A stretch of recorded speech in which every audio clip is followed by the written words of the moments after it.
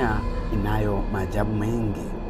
Tumewahi kuyafikia, tumewahi kuyatazama mengine, lakini mengine yamekuwa ni hadithi ambazo zimekuwa ni za kushangaza na kusisimua.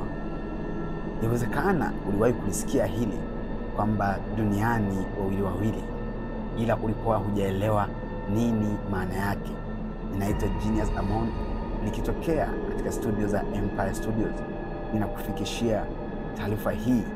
Yawezekana ulikuwa haujawahi kujua kwamba wewe unaye ndugu yako ambaye ni mzungu, lakini kupitia hadithi hii ya leo utaweza kujua kwamba kumbe unaye ndugu yako ambaye anatokea Marekani. Hivyo wewe sio Mtanzania tu, bali wewe unatokea Marekani. TwinsStrangers.com ilianzishwa na wafanyakazi watatu wa Ireland, Niam Gine, Clancy Mazanga na Henry English. Lengo lao ilikuwa ni kusaidia watu duniani kote kupata watu wanaofanana nao. Mtandao huu ulianzishwa mwaka 2015. Msingi wa mtandao huu ni kwamba unaweza kupakia picha yako na mfumo utatafuta mtu ambaye anafanana na wewe kimaumbile.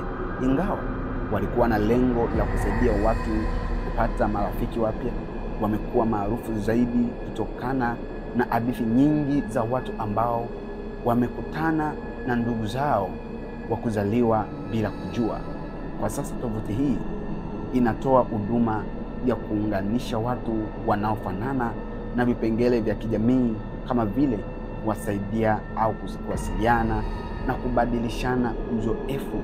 Ili kutumia, unahitaji kujiandikisha, kupakia picha yako na kusubiri mfumo wa kutafuta mtu anayefanana na wewe. Mtandao huu unaitwa TwinsStrangers.com. Karibu, hii ni Empire Studio. Ulikuwa na mimi Genius Amon. Tukutane wakati mwingine.